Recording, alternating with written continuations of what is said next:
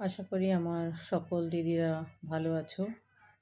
অঙ্গনওয়াড়ি দিদিরা বিশেষ করে, যাদের জন্য প্রতিনিয়ত কিছু না কিছু ভিডিও করে আমি বার্তা দিই। তো গতকাল আমার একটা ভিডিওতে একজন পোস্ট করেছে, মানে ভিডিওতে পোস্টও করেনি ঠিক বলবো, মেসেঞ্জারে দিদি আমাকে মেসেজ করেছেন।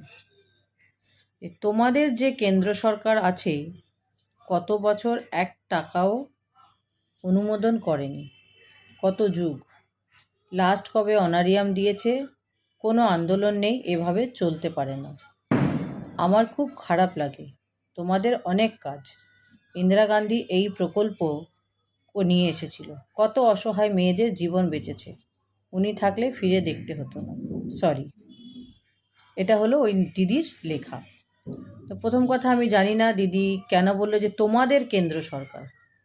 দিদি হয়তো এই পশ্চিমবঙ্গের বা হয়তো ভারতবর্ষের অন্য কোথাও বসবাস করে কিনা আমি জানি না। যে আমাদের কেন্দ্র সরকার বলতে উনি কি বোঝাতে চাইলো? আমি কি ব্যক্তিগতভাবে কোনো রাজনৈতিক দল করি? কেন্দ্র সরকার পুরো ভারতবর্ষের কেন্দ্র সরকার, রাজ্য সরকার যে যার নিজের নিজের রাজ্যের রাজ্য সরকার। আমরা কোনো সরকারেরই দাবেদারি করি না। আমার কর্মক্ষেত্রে যেটা আমি পাবো না, যেটা বঞ্চনার শিকার হব, সেটা নিয়ে প্রতিবাদ করব। আমার কোনো ভিডিওতে কোনো বার্তা যে কোনো সরকারকে সমর্থন করে কিছু বলেছি, সেটা আমার তো মনে নেই। যদি আপনাদের যারা আমার ভিডিওগুলো দেখে থাকেন তারা আমাকে কমেন্টসের মাধ্যমে জানাবেন। কারণ আমরা দুই সরকারের দ্বারাই বঞ্চিত, কেউ ভালো না। সরকার নিজের কাজ করছে, আমাদেরকে নিয়ে খাটিয়ে নিচ্ছে। এরপরে আসি, আজ যে আশার আন্দোলন, যেভাবে চারিদিকে পুরো পশ্চিমবঙ্গ জুড়ে আশা দিদিদের আন্দোলন, কর্মবিরতি চলছে, তাদেরকে দেখে আমাদের দিদিরা যারা একটু প্রতিবাদী, মানে 20% দিদিরা, তাদের মনে হচ্ছে যে আমাদেরও প্রতিবাদ করার দরকার।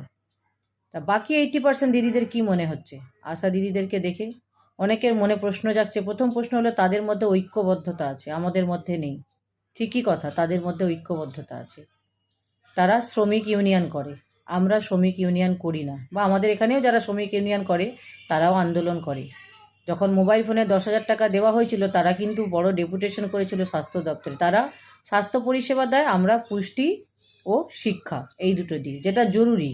আমরা কিন্তু আমাদের রান্না কোনো কারণে বন্ধ করতে পারি না। তাদের 4 মাস কেন্দ্র সরকারের বেতন বন্ধ, আর আমাদের দিদিরা 4 মাস ধরে ভেজ বিল না পেলেও কোনো প্রতিবাদ করে না। ডিম 8 টাকা, 8.5 টাকা, 9 টাকায় কিনলেও প্রতিবাদ করে না, ম্যানেজ করে। তাহলে তফাৎটা আগে বুঝুন যে আপনার সঙ্গে আশা দিদির তফাৎটা কোথায়। আগে আমি নিজেকে দেখব, যে আমি শুধু একদিকে আঙুল তুলে যাব, বলবো সরকার দিচ্ছে না, সরকার খাটিয়ে নিচ্ছে, সরকার করে নিচ্ছে। তা যারা অঙ্গনওয়াড়ি দিদিরা আমরা করে দিচ্ছি কেন, সেই প্রশ্নটা আগে নিজে করুন। নিজের ভুল ত্রুটিগুলোকে শিখুন, দেখুন যে কি ভুল আমি করছি, আমাকেই আমার কর্মফল পেতে হচ্ছে। এটা আমরা কজন অঙ্গনওয়াড়ি কর্মী মনে করি আমাকে আগে বলুন তো। এটা আপনাদের কাছে আমার প্রশ্ন। যতগুলো আজ করে দিচ্ছি আমরা, 19 টাকার জ্বালানিতে আজ 50 বছর ধরে সেই একই জিনিস চলে আসছে, তাতে আমরা রান্না করে দিচ্ছি। সবজির টাকা টাইম মতো পাচ্ছি না, তাতে মাসের পর মাস খাইয়ে যাচ্ছি। ইভেন এমনও কর্মী আছে 6 মাস বছর না দিলেও তাদের কোনো অসুবিধা নেই। 9,000 টাকার অনারিয়াম কর্মী আমরা 20,000 30,000 টাকা ভেজ বিল হয়ে যাচ্ছে আমাদের, আর সেই 9,000 টাকাটাও মাসে পাই না। তাহলে আজ অঙ্গনওয়াড়ি ওয়ার্কাররা সাম্মানিক কর্মী নাকি ব্যবসায়িক কর্মী? তো সেই প্রশ্নটা আগে নিজেদেরকে করতে হবে, যে আমার অসুবিধাগুলো আমি সরকারকে জানাচ্ছি না, উল্টে ম্যানেজ করে নিচ্ছি, আর আমাদের দপ্তর সেগুলো আমাদের ঘাড়ের ওপর চাপিয়ে দিচ্ছে। আজ সুপারভাইজাররা যেভাবে মেয়েদেরকে হেনস্থা করছে, কোনো একটা মেয়ে সেই তার অডিও রেকর্ডিং বা তার মেসেজ লেখা, সেইগুলোকে নিয়ে থানায় একটা এফআইআর করতে পারছি না আমরা, যে আমাদেরকে এইভাবে মানসিক নির্যাতন করছে উনি, ওনার নামে একটা হ্যারাসমেন্টের কেস করতে পারছি না। শুধু একবার একটা ওনার নামে থানায় কেস করুন, শুধু ওনাকে বলুন ফোনেতে যে আপনি এইভাবে আমাকে মেন্টালি টর্চার করছেন, আমি কিন্তু এবার বাধ্য হব আপনার নামে থানায় অভিযোগ করতে। এই কথাটা বলুন খালি সুপারভাইজারকে। দরকার হলে অভিযোগ করবেন, আগে কথাটা বলে দেখুন যে ওনার ব্যবহারটা পরিবর্তন হয় কিনা।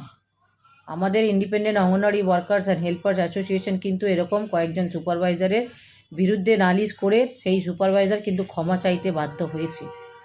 তা এরকম করে যদি 2-4টে সুপারভাইজারকে আমরা একটুখানি থানার হাওয়া খাওয়াতে পারি বা একটু কোর্টের হাওয়া খাওয়াতে পারি, তাহলে আমার মনে হয় আমাদের সম্মানের জায়গাটা একটু হলেও বজায় থাকবে।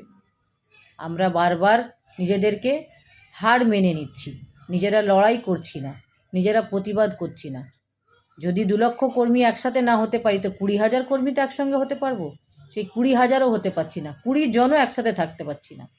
সংগঠনের নির্দেশ মানছি না, সংগঠনে যুক্ত হচ্ছি, সংগঠনের নিয়ম মানছি না। যে কোনো সংগঠন তারা যে নির্দেশগুলো দেয় সেগুলো মানি না, শেষ পর্যন্ত টিকে থাকতে পারি না। তবে মোবাইল ফোন কেনার ক্ষেত্রে একটা কথাই বলবো, আমরা এখনও মোবাইল কিনিনি এবং সিদ্ধান্তও সেটাই যে আমাদের শর্তগুলো যদি দপ্তর মেনে নেয় তখনই মোবাইল ফোন কিনবো, নচেত নয়। দপ্তর যদি মনে করে টাকা কেটে নেবে, দপ্তর কী শাস্তি দেয় সেটাই দেখতে চাই। শেষ কথা হলো এটাই, দৃঢ় প্রতিজ্ঞা যে দেখতে চাই আমি যে কী শাস্তি দেয়। কথায় বলে না করেঙ্গে ইয়া মরেঙ্গে, তো সেই রকমই একটা হাল যে যখন আমাদের দপ্তর আমাদেরকে জোর করে এতগুলো শর্ত চাপাতে পারে, তাহলে আমরা কেন মেনে নেব সেই শর্তগুলো? সেই শর্তনামায় কেন সই করছেন? নিজেদের জন্য নিজেরাই পথ বন্ধ করে দিচ্ছেন প্রতিবাদের। তারপরেও আপনারা আশা করছেন যে আশাকর্মীদের মতো আমরা লড়াই করব। তারাও কিন্তু ফোন কেনেনি অনেকেই, তারা কিন্তু আজ আন্দোলনের পথে নেমেছে। তো তাদেরকে দেখে যদি আপনারা একটু জাগ্রত হন, আগে নিজেকে প্রশ্ন করুন যে আপনি কি লড়াইটা দিতে পারবেন, শেষ পর্যন্ত লড়াইয়ে থাকতে পারবেন?